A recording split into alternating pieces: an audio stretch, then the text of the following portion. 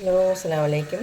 നമുക്ക് ഒരു അടിപൊളി വ്യത്യസ്തമായ രീതിയിൽ ഒരു അടിപൊളി രുചികരമായ ഒരു തോരൻ വയ്ക്കാം.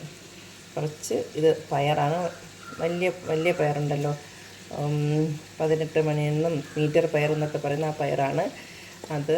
ഇത് ഒരു പീസ് കാബേജ്, ഒരു സവാള, 3-4 അല്ലി വെളുത്തുള്ളി, പച്ചമുളക്, ഇതെല്ലാം കൂടി ചേർത്തിട്ട് നല്ല അടിപൊളി ഒരു തോരൻ ഉണ്ടാക്കാം ഇൻഷാ അല്ലാഹ്. അതിലേക്ക് ഞാനൊരു പാത്രത്തിലേക്ക് 2 സ്പൂൺ വെളിച്ചെണ്ണ ഒഴിച്ചിട്ടുണ്ട്. ആവശ്യത്തിന് കടുകിടാം.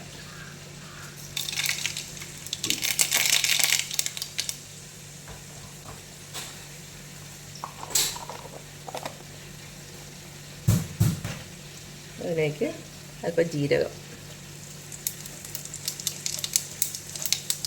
തോരന് ആവശ്യമുള്ള ജീരകം,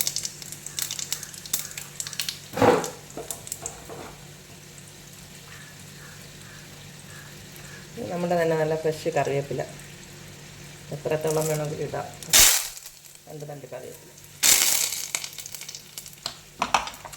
ഇനി നമുക്ക് അരിഞ്ഞ് വെച്ചേക്കുന്ന ഓരോന്നും 1 by 1 ആയിട്ട് ഇടാം. വെളുത്തുള്ളി, പച്ചമുളക്, സവാള, ഇത് മൂന്നും നന്നായിട്ടൊന്ന് വഴറ്റിയെടുക്കാം.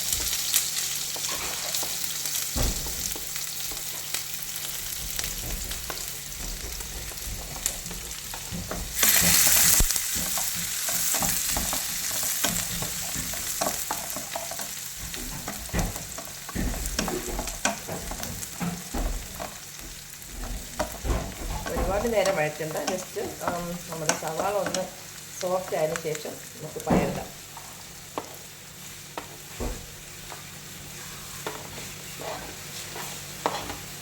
പയറും കാബേജും കൂടെ ചേർത്ത് വഴറ്റാം.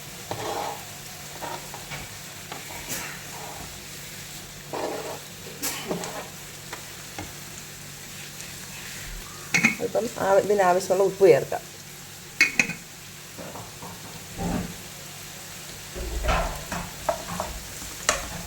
എല്ലാം കൂടി നന്നായിട്ടൊന്ന് മിക്സ് ചെയ്യാം.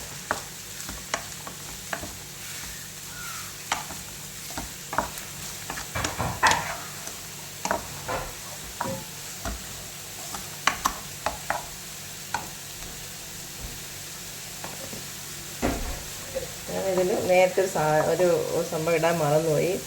നമ്മുടെ ഉഴുന്ന് പരിപ്പാണ്. ഉഴുന്ന് പരിപ്പിട്ട് കടുതാളിച്ചെടുത്താൽ നല്ല ടേസ്റ്റാണ്. നമുക്കിത് എല്ലാം കൂടി റൗണ്ട് ചെയ്ത് സൈഡിലോട്ട് മാറ്റിയിട്ട് ഇതിന് മധ്യത്തായിട്ട് ഉഴുന്ന് പരിപ്പിടാം. ഉപ്പ് ഒന്ന് മൂത്ത് വന്നതിന് ശേഷം ബാക്കി ഇവിടെ ഇട്ട് നമുക്ക് വഴറ്റിയെടുക്കാം. ഉഴുന്ന് പരിപ്പ് നമുക്ക് ഈ വെജിറ്റബിളിനോടൊപ്പം തന്നെ നന്നായിട്ടൊന്ന് വഴറ്റാം. സ്റ്റാർട്ടിങ്ങിൽ ഉഴുന്ന് പരിപ്പിട്ടാലും അത് കരിഞ്ഞു പോകും. ഇതുപോലെ ഇടയ്ക്ക് വഴറ്റിയതിന് ശേഷം ഇട്ടാലും നല്ലതാണ്. സ്റ്റാർട്ടിങ്ങിൽ ഇട്ടാൽ കരിയാതെ ശ്രദ്ധിച്ചാൽ മതി. ഇതിപ്പം എല്ലാം കൂടി മൂത്ത് വരുമ്പോൾ ഉഴുന്ന് പരിപ്പിൻ്റെയും മണവും രുചിയും എല്ലാം കൂടെ ഇതിലേക്ക് നന്നായിട്ട്, ഈ വെജിറ്റബിളിലേക്ക് നന്നായിട്ട് അബ്സോർവ് ആകും. ഇനി ഒരു 5 മിനിറ്റ് അടച്ചു വെച്ച് കഴിക്കാം. വെള്ളമൊന്നും ഒഴിക്കേണ്ട, വെള്ളമൊന്നും ഒഴിക്കാതെ ഇങ്ങനെ തന്നെ ഒന്ന് മൂടി വെച്ച് വേവിച്ചെടുക്കാം.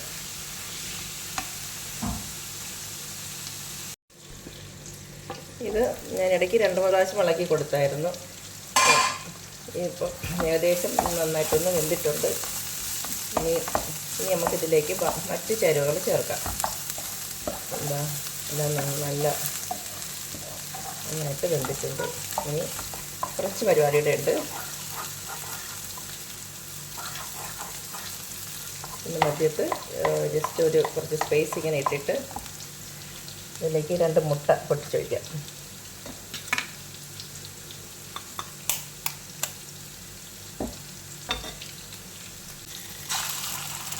ഫ്ലെയിം കുറച്ച് വെച്ചിട്ട് പൊട്ടിച്ചൊഴിക്കാം.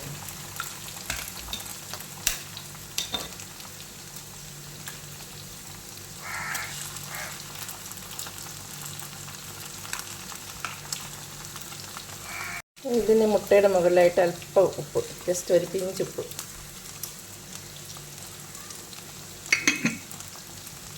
ഈ മുട്ട നന്നായിട്ടൊന്ന് മിക്സ് ചെയ്യാം.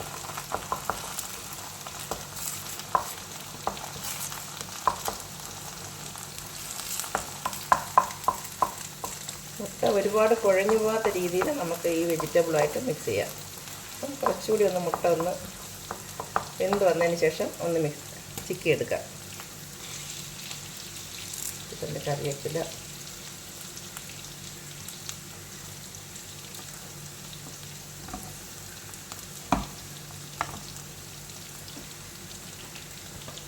ഇതിലേക്ക് അല്പം മഞ്ഞൾപ്പൊടി, ജീരകം ചേർത്ത് കടുതാളിച്ചിട്ടുള്ളതുകൊണ്ട് ഞാനിതിപ്പം അരച്ചൊന്നും ഇടുന്നില്ല. ജസ്റ്റ് മഞ്ഞൾപ്പൊടിയും ചിരകിയ തേങ്ങയും മാത്രം. അതായത് നമ്മൾ അരയ്ക്കുന്ന പോലെ ചെറുതായിട്ടാണ് ചിരകി എടുത്തിട്ടുള്ളത്. ഇതെല്ലാം കൂടെ തമ്മിൽ ഈ തേങ്ങയും എല്ലാം കൂടെ ഒന്ന് ഇങ്ങനെ മൂടി വെച്ചേക്കാം. മുട്ടയും തേങ്ങയും എല്ലാം കൂടെ ഇതിൻ്റെ ആവി കൊണ്ട് എല്ലാം കൂടെ നന്നായിട്ട് വെന്ത് വരും.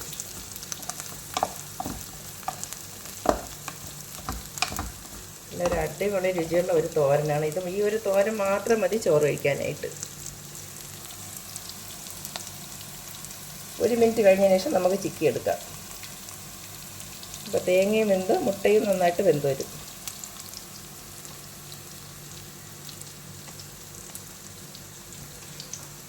ഇനി ചിക്കി എടുക്കാം.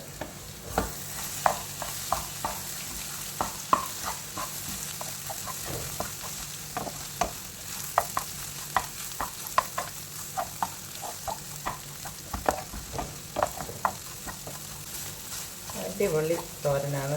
കാണുമ്പോൾ തന്നെ അറിയാം നല്ല രുചിയായിട്ട്, നല്ല ചൂടോടുകൂടി ചൂട് ചോറിൽ നല്ല ചൂടായിട്ട് കഴിക്കാനായിട്ട് നല്ല ടേസ്റ്റാണ്.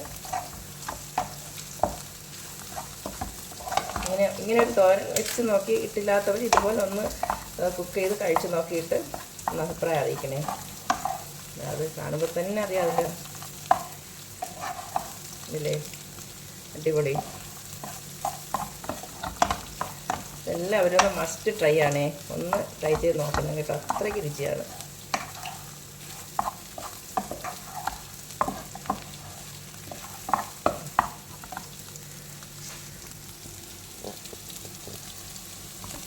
അടിപൊളി തോരൻ.